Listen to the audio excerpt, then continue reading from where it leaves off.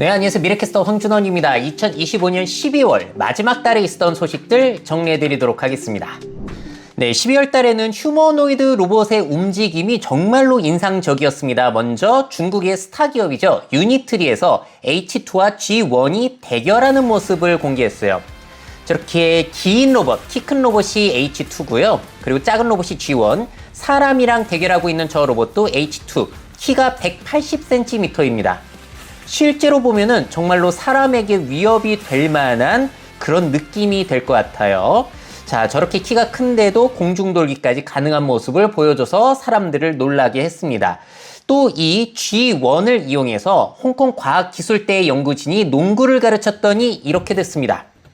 움직임을 보시게 되면은 저게 로봇의 움직임이라고 여러분들 믿겨지세요? 야, 로봇의 발전이 여기까지 와 버렸습니다. 자, 이런 로봇은 스포츠뿐만이 아니라 격투기뿐만이 아니라 공연 예술에서도 많이 쓰일 것 같은데요. G 드래곤의 소속사이죠. 갤럭시 코퍼레이션의 CEO 같은 경우에는 5년 내에 로봇 아이돌이 등장할 것이라는 인터뷰를 하기도 했습니다. 실제로 GD의 노래 파워에 맞춰서 저렇게 안무하는 모습이 공개돼서 사람들을 굉장히 놀라게 했고요. 우리나라뿐만이 아니에요. 중국의 가수 왕미홍의 무대입니다. 자, 보시면은 백댄서로 공연을 펼치고 있는데 너무 춤을 잘 추고 있잖아요. 산업적으로 우리가 쓰기 전에 저렇게 공연이라든지 스포츠 쪽에 활용될 가능성이 상당히 높아 보입니다. 자, 그리고 이런 움직임을 개발하는 것도 쉬워졌어요. 유니트리에서 세계 최초의 휴머노이드 로봇 앱스토어를 출시를 했습니다. 그래서 개발자들이 일일이 개발할 필요가 없고, 그리고 자기가 개발한 것을 여기에 올려가지고 수익을 얻어갈 수도 있다는 거예요. 보다가 필요한 움직임이 있으면 선택해가지고 다운로드를 하면 됩니다. 그럼 로봇의 업데이트가 되어가지고 그 움직임을 내가 개발하지 않았음에도 불구하고 할 수가 있다는 거예요. 이러한 스토어가 오픈이 되었다. 앞으로 어떠한 움직임들이 계속 올라오게 될지 상당히 기대가 되고요. 또 중국에는 휴머노이드 로봇 회사가 많잖아요. 이 회사는 엔진 AI라는 곳인데 T800이라는 로봇의 영상을 공개했습니다. 문을 발차기로 지금 박차고 들어왔고, 2단 옆차기 뿐만이 아니라 돌아서 차기, 저런 움직임이 지금 아래 보시게 되면 CG도 아니고 AI로 만든 것도 아니라는 거예요. 스피드도 원래 스피드라고 합니다. 실제로 이 움직임을 찍고 있는 영상까지도 이 회사는 공개를 했어요. 그만큼 자신이 있다는 거죠. 자, 이 로봇은 키가 173이고 체중이 75kg, 사람이랑 거의 비슷합니다. 중국 선전에 본사가 있고 2023년 10월에 설립이 된 휴머노이드 로봇 전문 스타트업이라고 합니다. 중국에 이런 로봇이 도대체 얼마나 많이 출시될지 무서울 정도인 것 같아요. 자, 근데 이런 휴머노이드 로봇의 멋진 움직임에 사람들이 감탄하기도 하지만 두려움에 떨고 있기도 하다. 자, KBS 뉴스 보도를 보시게 되면 이런 내용을 보도했어요. 이런 로봇들은 원격 조종이 가능하기 때문에 이런 원격 조종 로봇을 이용해서 사람을 해치게 하거나 아니면은 범죄에 사용하는 것도 가능하다는 거죠. 그래서 앞으로 범죄자들이 직접 현장에 가지 않더라도 로봇을 원격 조정해서 범죄를 일으키는 일이 일어날지도 모르겠다. 영화 같은 일이 펼쳐질 수 있을 것 같아요. 자, 그리고 테슬라의 옵티머스 같은 경우에는 뛰는 모습이 공개가 됐는데, 와, 진짜 자연스러워졌습니다. 자, 보시면은 거의 사람이 탈쓰고 뛰는 듯한 그런 모습이에요. 너무나 많이 자연스러워졌고, 또 라이벌 로봇이죠. 피규어 3 같은 경우에도 달리는 모습이 공개가 됐는데 이거는 더 자연스러운 것 같아요. 야, 휴머노이드 로봇의 움직임 발전은 정말로 놀라운 것 같습니다. 스포츠 경기도 저는 너무나 기대가 되고요. 또 이런 로봇을 이용해서 중국 같은 경우에는 이렇게 편의점에서 물건을 제공해주는 그런 역할로 사용을 하기도 하고 6개의 팔을 단 로봇을 개발한 중국 회사도 나오고 있습니다. 자, 이런 식으로 진짜 한 달이 다르게 빠르게 발전하고 있는데 한 10년 정도가 지나게 되면 어떤 일이 펼쳐질지 기대가 되기도 하고 두렵기도 한 것 같습니다. 네, 12월 달에 있었던 AI 뉴스 빼먹을 수가 없겠죠? 자, 오픈 AI사는 GPT 5.2로 업데이트가 됐습니다. 5.1로 업데이트가 된 지 얼마 안 됐는데 또 업데이트가 된 거예요. 왜냐면 구글 제미나이 3가 나오면서 워낙에 성능도 좋고 사람들 반응이 뜨겁다 보니까 빠르게 업데이트를 해준 건데 5.1에 비해서는 지식 작업, 그리고 추상적인 추론에서의 성능이 향상됐다고 합니다. 근데 이거 일반인 입장에서는 느끼기 힘들 거고요. 챗GPT 사용자 입장에서 좋아진 것은 이미지 생성기가 좋아졌다. 구글 나노 바나나에 대응하는 이미지 생성기가 나온 거예요. 구글 제미나이에서 내 사진 올려놓고 머리 스타일 바꿔달라고 하면은 이제 내 얼굴을 바꾸지 않은 상태에서 머리 스타일만 바꿔주죠. 아니면은 어떤 제품 이미지를 올리고 뭐 컨셉을 요청하게 되면 제품 이미지를 살린 상태로 해주는 게 나노 바나나인데 원래 챗GPT에서 안 됐잖아요. 근데 챗GPT에서도 이제는 내 얼굴을 바꾸지 않고 이런 이미지 아니면은 제품 광고 이미지를 제작하는 게 가능해졌고 또 나노 바나나 프로가 나오면서 좋아진 건 이런 인포그래픽을 한국어로 자세하게 작성해 주는 게 가능했거든요. 챗GPT에서는 원래 안 됐어요. 그러던 것이 이번에 업데이트가 되면서 똑같이 가능해졌다. 저도 이제 번갈아 가면서 쓰고 있는데 거의 성능 차이가 저는 느껴지지 않습니다. 그래서 이제 나노 바나나를 위해서 제미나이로 바꿀 이유는 사라지지 않았나라는 생각이 들어요. 자, 그리고 구글에서도 새 모델을 발표했는데 제미나이 3 플래시라고 해서 성능은 높이면서 모델은 경량화를 시킨 거예요. 경량화가 됐다는 건 일단 뭐냐면 비용이 저렴해졌다.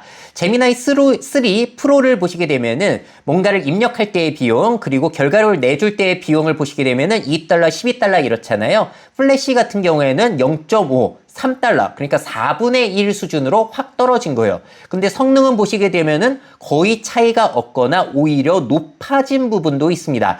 GPT 5.2와 비교하는 것도 있는데 가격에 있어서 일단 매우 저렴해졌다. 한번 정리해 보도록 할게요.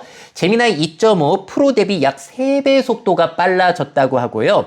일상 작업 기준 30% 적은 토큰을 사용한다. 그만큼 비용이 적게 들어간다. 자, 그리고 제미나이 3 프로급의 코딩 성능을 낮은 지연 시간에 제공하니까 개발자 입장에서 좋아졌습니다. 에이전트 기반 코딩, 바로 적용 가능한 프로덕션 시스템, 즉각적인 반응이 가능해졌어요. 특히나 앞으로 에이전트를 개발할 때 이 경량화 모델은 굉장히 유의미한데요. 지금은 에이전트에게 어떤 일을 시키게 되면은 그걸 추론 모델로 해서 계획을 세우고 하나하나 컴퓨터로 뭐 찾고 하다 보니까 시간도 많이 들어가고 비용도 많이 들어갔어요. 근데 모델 성능은 높이면서 빠르고 비용도 낮추다 보니까 앞으로 에이전트에게 일을 시키면 더 빠르고 저렴하게 일 처리를 해줄 수가 있게 된다라는 의미가 되겠습니다. 자, 지금 일반 사용자분들 같은 경우에는 제미나이 앱 기본 모델이 2.5 플래시에서 3로 바뀌었기 때문에 빠른 모드로 선택하시게 되면은 이 3 플래시를 다 쓰고 계신다라고 보시면 될 것 같아요. 자, 그리고 또 구글은 굉장히 흥미로운 기능을 공개했어요. 실시간 통번역 기능. 자, 보시게 되면은 지금 불어로 사람이 이야기를 하고 있는데 잠깐 못 알아듣겠어. 귀에 이어폰 꽂은 다음에 구글 번역기 앱을 켜고요. 헤드폰 연결한 후에 실시간 번역을 선택하면은 불어로 얘기한 게 실시간 속도로 저렇게 번역이 됩니다. 텍스트로 표시도 되고 귀에 번역된 영어로 들리는 것이죠. 여러 나라 사람들이 모여 있어도 전혀 문제가 없어지는 거예요, 앞으로. 그럼 한국에 가봐. 서울에는 먹을 것도 많고. You should go to Korea. 한국어가 거의 실시간급으로 지금 영어로 번역이 되고 있고요. 뭐 간장. 说到美食，那中国可有太多了。 Actually, China has 중국어로 얘기해도 바로 번역이 됩니다. or go to Chongqing for hot pot. That would be nice. 너무 놀랍죠? 자, 70개의 언어와 200개 이상의 언어 조합으로 음성을 번역한다고 하고요. 심지어 놀라운 건 화자의 뉘앙스, 억양, 말 속도, 음 높이를 보존해서 번역해준다고 합니다. 앞으로는 그 사람의 목소리까지 이용해서 번역해줄 가능성도 높죠. 자, 음성 언어를 자동으로 식별하기 때문에 따로 내가 선택을 안 해도 됩니다. 너무나 좋을 것 같고요. 주변 소음을 필터링하여 시끄러운 야외 환경에서도 사용이 가능하기 때문에 여행 다니면서 쓰기에도 너무 좋다. 이제는 귀에 꽂고만 다니면은 앞 사람이 얘기한 게 바로바로 번역이 되는 거예요. 지금 현재 미국, 멕시코, 인도를 시작으로 해서 안드로이드 사용자들에게 순차적으로 기능이 오픈된다고 하는데 한국 사용자들에게는 언제 오픈이 될지 상당히 기대가 됩니다. 자, 요즘에 또 생성형 AI를 이용해서 동영상 그리고 광고를 많이 만들고 있는데요. 뉴욕에서 새 법안이 발의가 됐어요. 광고주에게 AI 아바타 사용 시에 고지 의무를 부과한 사건입니다. 자, AI 아바타 사용 광고는 눈에 띄게 앞으로 표시를 해 놓아야 한다고 해요. 만약에 1회 위반했을 때는 벌금 1,000달러, 재위반 시에는 5,000달러가 부과가 됩니다. 150만 원에서 600만 원 정도라고 보시면 되겠고요. 근데 다 이렇게 고지를 해야 되는 건 아니고 광고 속에 사용되는 AI 캐릭터가 작품 내에 사용된 것과 똑같은 경우에는 고지를 안 해도 된대요. 한마디로 AI로 만든 영화가 있다라고 쳤을 때 거기에서 만든 캐릭터, 그걸 이용해서 광고할 때는 굳이 이건 AI로 만들었습니다라고 표시할 필요가 없다라는 겁니다. 반면에 오픈 AI사 같은 경우에는 월트 디즈니사와 합법적인 사용 권한 계약을 진행을 했습니다. 자, 앞으로 소라에서 디즈니, 마블, 픽사, 스타워즈 등의 캐릭터를 활용해서 영상 제작이 가능해진다고 합니다. 3년간 라이센스 계약을 맺었고요. 의상, 소품, 차량, 상징적인 배경 환경 등 다양한 요소가 포함이 된다고 합니다. 별의별 것들을 내가 직접 말로 요청해서 만들어낼 수가 있는 거예요. 근데 실제 인물의 외형이나 음성은 포함이 되지 않는다고 합니다. 자, 그리고 사용자들이 제작한 소라 영상 일부는 디즈니 플러스에서 스트리밍으로도 제공될 예정이라고 해요. 자, 그런데 이 현상과 관련해서 샘 알트만이 몇 달 전에 테크매체와 인터뷰한 내용이 있습니다. 제가 소개해드린 적이 있었는데 바로 이거예요. 곧 오픈 AI사가 내 컨텐츠를 영상에 넣어주지 않는다는 불만이 오히려 나올 것이라는 얘기를 했었고요. 오히려 자신의 저작물을 AI가 사용하는 것이 이득이 많다는 연락이 더 많았다는 거예요. 소라2를 오픈할 때. 아마 월트 디즈니사와 이때부터 의견이 오가지 않았을까라는 생각이 들기도 합니다. 아무래도 이 시대에 바이럴이 되려면은 이런 걸 풀어주는 것도 한 가지 방법이 될 수 있으니까요. 자, 근데 현재 여러분들 소라에서 이거 시켜보면 안 됩니다. 2026년 초부터 예정이 되어 있어서 그때부터 해보시면 될 것 같아요. 자, 그리고 이건 굉장히 걱정되는 일인데요. 지금 대학교 곳곳에서 학생들이 AI를 이용해서 시험을 봐버리고 있죠. 서울대학교에서도 이 현상이 일어났습니다. 자, 교양과목 통계학 실험이라는 중간고사였는데 심지어 이건 오프라인이었거든요. 강의실에 모여서 컴퓨터로 시험을 보는 건데 거기에서도 AI를 사용해서 치팅을 하는 경우가 발각이 됐다는 거예요. 자, 서울대뿐만이 아니라 연세대에서도 지난달에 이런 사건이 있었죠. 600명 시험을 봤는데 190명이 컨닝을 한 것 같다. 이거는 온라인 시험이었어요. 응시자에게 컴퓨터 화면이 나온 영상을 찍으라고 했음에도 불구하고 사각지대를 만들거나 해서 AI에게 물어봐서 시험을 봤다는 겁니다. 자, 앞으로 대학은 교육과 평가 방식이 매우 많이 달라져야 할 것 같아요. 또 앞으로 AI 발전으로 어떤 일이 펼쳐질지 기대가 되기도 하고 이것도 무섭기도 합니다. 네, 우주로 가는 데이터 센터 소식 전달드리려고 합니다. 데이터 센터가 너무나 많은 전력을 소모하고 물 사용도 너무 많아서 환경에 악영향을 미친다. 에너지 소모가 너무 많다라는 지적이 있었잖아요. 그 하나의 솔루션으로 데이터 센터를 우주로 날려버리는 거예요. 근데 그 시도가 성공이 됐습니다. 엔비디아사가 지원하는 스타클라우드라는 곳인데요. 우주 공간에서 고성능 GPU 기반의 LLM, 라지 랭귀지 모델 실행은 역사상 처음 성공을 했다고 합니다. 지난 11월 엔비디아의 H100 그래픽 처리 장치가 탑재된 위성을 이미 발사를 해놨고요. 거기에서 나노 GPT, 젠마가 우주에서 현재 구동이 되었다고 합니다.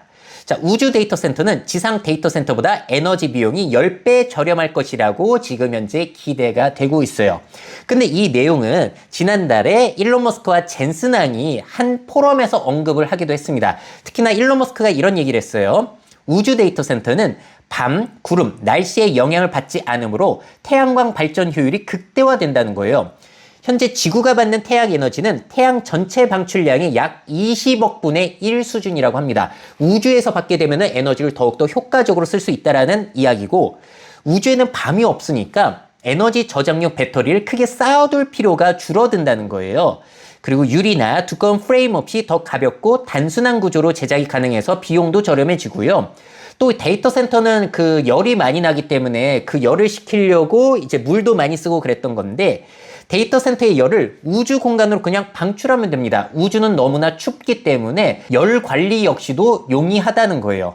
자, 커지는 AI 전력 수요를 생각하면 지구에서는 감당할 수가 없어서 어쩌면 4에서 5년 안에 AI 연산을 가장 낮은 비용으로 수행하는 방법은 태양광으로 구동되는 우주 데이터 센터가 될 것이다 라고 일론 머스크가 얘기를 했고 젠슨왕도 잘만 된다면 가능하다라는 이야기를 덧붙이기도 했습니다. 자, 그렇다면 미국만 하고 있냐? 중국도 하고 있습니다. 중국도 우주의 대규모 AI 연산 인프라를 구축을 하고 있어요. ADA 스페이스라고 하는 민간 우주 기업에서 2,800기 규모의 궤도 AI 슈퍼컴퓨터 위성망 구축을 시작을 했습니다. 벌써 12기 1차 위성이 발사됨으로써 프로젝트가 시작이 된 상태이고요. 구글도 하고 있습니다. 구글은 프로젝트 선캐쳐라고 해가지고 태양광 기반 위성군에 TPU를 탑재한 우주 데이터 센터 연구 프로젝트를 시작을 했습니다. 자, 이를 통해서 지상 데이터 센터급의 분산 AI 트레이닝을 실현하는 목표를 가지고 있고요. 구글은 2027년 초 2기의 실험 위성을 발사할 예정이라서 아직 보내진 않았는데 한계점도 적어놨습니다. 구글은 뭘 지적하고 있냐면 대용량 데이터 통신을 위해서 위성들이 가깝게 붙어서 위치를 해야 된다고 해요. 그럼 촘촘해야 되는데 촘촘하면 또 문제가 뭐냐면 부딪히면 안 되잖아요. 일정 간격을 유지한 채로 이렇게 궤도 비행을 해야 되는데 그것도 쉽지 않은 일이라고 합니다. 자, 그리고 TPU가 우주 방사선을 충분히 버틸 수 있어야 되는데 현재로서는 꽤나 예후가 좋다고 해요. 2030년 중반쯤에 발사 비용이 낮아지면은 지상 전력 비용과 비슷해질 것이다 라는 이야기를 구글 블로그에 적어 놓기도 했습니다. 자, 그렇다면 위성 데이터 센터가 무조건 유용한 것인가? 유용한 경우가 있고 안 그런 경우가 있습니다. 먼저 지구 전력망으로는 감당하기 어려운 규모의 AI 연산에는 유용하겠죠. 우주에서 이제 오랫동안 이제 연산을 시키는 거예요. 그리고 실시간이 필요 없는 거대 AI 모델 학습, 시뮬레이션 등에는 유용할 겁니다. 자, 그리고 위성 영상 처리, 우주 기상 관측 등 데이터가 우주에 있는 경우에 유용할 거예요. 지금은 그 데이터를 다 하나하나 지구에 보내가지고 그걸 처리를 해야 되는데 앞으로는 그 우주 데이터 센터에서 처리를 하고 그 간략해진 내용만 지구에 보내면 된다는 겁니다. 자, 그리고 또 좋은 점은 뭐냐면 해킹이나 전쟁, 지진, 홍수 등 지구의 위험 요소에서 벗어난 백업 저장소 역할을 할 수도 있다라는 거. 자, 하지만 부적합한 경우는 뭐가 있냐면은 챗봇이나 게임, 자율주행, 로보틱스, 금융 트레이딩 등 빠르게 실시간급으로 처리해야 되는 경우에는 이게 적합하지 않을 수가 있을 겁니다. 그래서 장단점은 있는데 잘만 진행이 되면은 매우 좋은 방법이 될 수 있을 것 같아요. 그리고 또 돈만 들어가는데 왜 하냐라는 비난을 받기도 하는 우주 산업을 왜 해야 하는지에 대한 또 다른 이유가 될지도 모르겠죠. 과연 성공하게 될지 한번 지켜보시죠.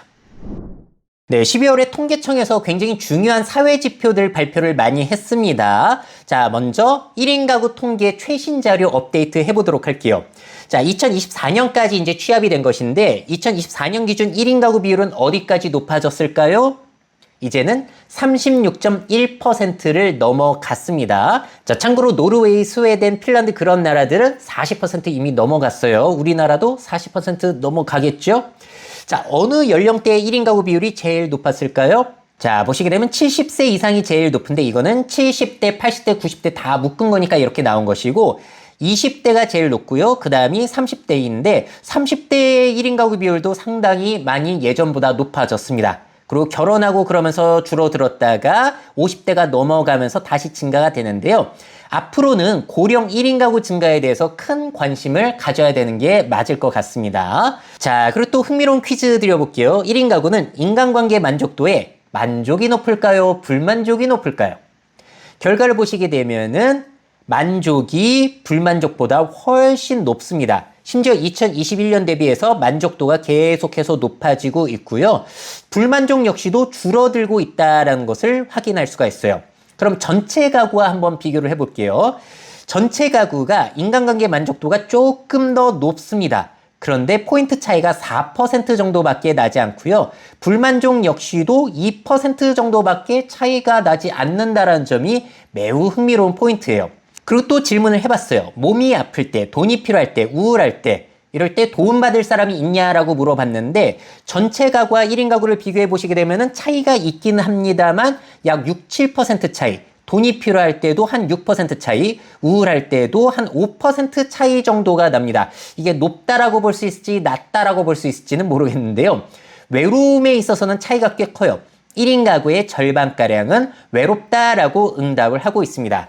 자, 그래서 이 간극 같은 경우에는 앞으로 국가의 복지 시스템, 그리고 기업의 서비스가 채워나갈 부분이라고 생각이 드는데요.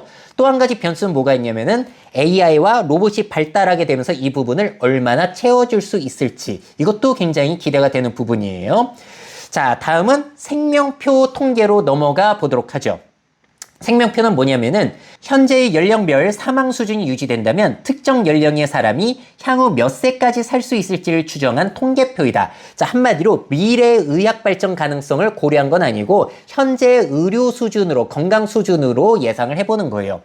자, 그럼 최신 자료 2024년 기준 한국인의 기대 수명은 몇 세까지 높아졌을까요? 최신 자료는 83.7세까지 높아졌습니다. 1970년이 62.3세였으니까 거의 20년이 기대 수명이 늘어난 거예요. 자, 여성은 86.6세까지, 남성은 80.8세까지 살 것이라고 보고 있는데 그 간격 차이는 시대가 지나면서 많이 좁혀졌습니다. 자, 그러면은 각 연령대의 사람들은 몇 년을 앞으로 더 살 것인지 기대 여명에 대한 장표도 나와 있는데요. 한번 일시정지 하시고 보시죠. 여러분 연령대에서는 몇 년이 남았는지. 저는 40대 남성이니까 보자면은 제가 1970년이었다? 그럼 앞으로 26년밖에 못 사는데 지금은 한 42년 정도를 더 살 것이다 라고 예측을 하고 있습니다. 자, 퀴즈입니다. OECD 가입국 중에서 기대 수명이 제일 높은 국가는 어디였을까요? 자, 우리나라는 아니고요. 일단 여성 쪽으로 봤을 때 1위는 일본, 2위는 스페인, 3위가 대한민국이에요. 근데 남자 쪽으로 보시게 되면 대한민국은 한 6번째 정도가 되고요. 또 흥미로운 점은 남자의 기대 수명이 제일 높은 나라는 일본이 아니라 스위스, 그리고 스웨덴 이런 나라들이 더 높다라는 점도 흥미로운 부분입니다. 자, 한국인의 주요 사망 원인 1위는 뭐였을까요? 여전히 암이 1위를 차지하고 있고 2위는 심장질환, 그 다음이 폐렴, 뇌혈관 질환으로 옮겨오고 있어요. 앞으로 고령화 사회가 진행이 되면서 이런 질병에 의한 사회적인 영향 역시도 우리가 꼭 고려를 해봐야 될 것 같습니다. 자, 그러면은 아픈 기간, 유병 기간을 제외하고 건강한 상태로 보내는 기간은 몇 년이라고 통계청에서 밝혔을까요? 자, 보시게 되면은 기대 수명 83.7년 중에서 유병 기간은 18년. 그래서 건강한 기간은 65.5년이다라는 통계를 내놨습니다. 한마디로 인생의 약 20%는 아픈 기간으로 보낸다. 저 유병 기간을 버틸 개인적인 자금, 보험, 국가적 지원, 돌봄, 사회적인 연대가 앞으로 고령화 시대에는 매우 중요하다라고 볼 수가 있겠습니다. 자, 마지막 조사는 바로 청년 삶의 질 보고서예요. 여기서 청년이란 19세에서 34세까지만입니다. 자, 혼자 사는 청년 비율은 몇 %였을까요? 여기서는 25.8%가 나왔는데 2000년만 하더라도 6.7%였어요. 그게 이만큼이나 높아졌습니다. 지금은 10명 중에서 2~3명은 혼자 살고 있다, 청년들이. 자, 청년 비율이 제일 높은 지역은 어딘지 아시겠습니까? 이건 좀 쉬운 퀴즈이긴 한데 서울과 경기가 많은 건 당연합니다만 의외로 대전이 상당히 높아요. 학교, 연구원 그런 시설들이 많으니까. 그리고 또 광주가 꽤 높습니다. 인천보다도 높다라는 점 이것도 한번 기억해 두시면 좋을 것 같고요. 아, 이거 너무 흥미로워요. 25살에서 34살 청년 미혼율은 얼마까지 높아졌을 것인가? 자, 통계 자료를 보시게 되면 2000년부터 해가지고 계속해서 미혼율이 높아지고 있는데 20대 남자 같은 경우에는 95%가 미혼이에요. 자, 그리고 20대 여성 같은 경우에도 약 90%가 미혼이고 30대 초중반을 보시게 되면은 남성 10명 중에 7명 이상이 미혼이고 30대 초중반 여성의 60%, 10명 중에 6명 정도가 미혼인 상태다라고 나오고 있습니다. 예전에 비해서 진짜 많이 높아졌다라는 점도 흥미로워요. 또 다음 퀴즈입니다. OECD 가입국 중에서 첫 아이 출산을 가장 늦게 하는 나라는 어느 나라였을까요? 이거는 눈치채셨겠지만 대한민국이 가장 늦게 32.8세 가장 늦게 하고요. 제일 빨리 하는 나라는 슬로바키아가 27.3세입니다. 2000년과 2021년을 비교했을 때 OECD 가입국들 다 지금 늦어지고 있어요. 자, 그리고 이게 복지 때문도 아닙니다. 핀란드, 스웨덴 그런 나라들도 지금 중위권에 들어가 있거든요. 그래서 복지 때문만은 아니다. 자, 그리고 또 운동 열풍이 많이 불고 있죠. 청년들을 대상으로. 헬스 열풍뿐만이 아니라 요즘엔 러닝도 많이 하는데 그렇다면은 청년들의 비만율이 많이 낮아졌을까요? 아닙니다. 비만율은 2001년에 비해서 거의 2배가량으로 늘어났어요. 실선이 남성, 점선이 여성인데요. 자, 20, 30대 남성 2명 중에 1명은 비만이라고 보시면 되고요. 점선이 여성인데 여성은 비만율이 남성의 한 절반가량 된다. 근데 옛날에 비해서는 여성들도 비만율이 2배가량 늘어났다는 점이 아이러니합니다. 이렇게 살이 많이 쪄가지고 런닝 열풍이 부는 건가? 라는 생각이 들기도 했어요. 자, 다음 퀴즈는 번아웃을 경험한 청년의 비율이에요. 몇 퍼센트나 됐을까요? 전체로 봤을 때 32.2%, 그러니까 10명에 3명 정도는 번아웃을 경험했다. 남성보다는 여성 비율이 조금 더 높고요. 수도권보다는 비수도권이 조금 더 높고 고졸 이하보다는 대학 졸업 이상의 사람들의 번아웃률이 더 높습니다. 자, 그렇다면 왜 이렇게 번아웃을 겪게 되는가? 20대를 보시게 되면 그 차이가 확 나는데 이 회색이 바로 진로 불안이에요. 진로 불안 때문에 번아웃을 겪는 경우가 상당히 높다. 경기도 안 좋고 AI도 발전하고 그래서 여성, 지방에 있는 분들, 대학교는 다니는데 취업은 안 되는 그런 분들의 번아웃이 상당히 높게 나오고 있습니다. 자, 이렇게 진로가 안정되지 않으면은 혼인과 출산은 더 미뤄질 수밖에 없겠죠. 자, 그래서 20대 청년들에게 어떻게 그들이 원하는 일자리, 일거리를 잘 만들어주고 지원해줄 수 있을지도 앞으로 사회의 과제라고 할 수 있을 것 같아요. 마지막 퀴즈입니다. 청년들은 타인을 얼마나 믿을까요? 점점 믿는 방향으로 가지 않고 안 믿는 방향으로 가고 있습니다. 2013년에 비해서 10년 동안에 많이 떨어졌어요. 이게 개인적인 관계가 없는 일반 사람들을 얼마나 신뢰하고 있는지 보여주는 지표인데 그 지표가 떨어지고 있는 겁니다. 웬만한 지표에서는 이제 상승되는 게 많은데 이거는 확 떨어지고 있더라고요. 그래서 모르는 사람은 점점 청년들이 못 믿고 있다. 이거는 앞으로 서로 조롱하고 비난하고 그런 문화가 더 커질 가능성을 보여주고 있어서 상당히 우려스러운 부분인 것 같습니다. 자, 여러 가지 통계 자료들 이렇게 보여드렸는데 어떤 자료가 여러분들에겐 상당히 의미 있게 느껴지셨나요? 네, 이렇게 2025년 12월 달에 있었던 소식 전달드렸고요. 저는 내년 2026년에도 아주 좋은 소식 효과적으로 전달드릴 수 있도록 노력하도록 하겠습니다. 내년에 뵙겠습니다. 미래 사회 변화를 업데이트하고 싶으신 기업 및 기관, 그 밖에 미래 트렌드 교육이 필요하신 분들은 myf21 네이버닷컴 이메일로 연락주세요.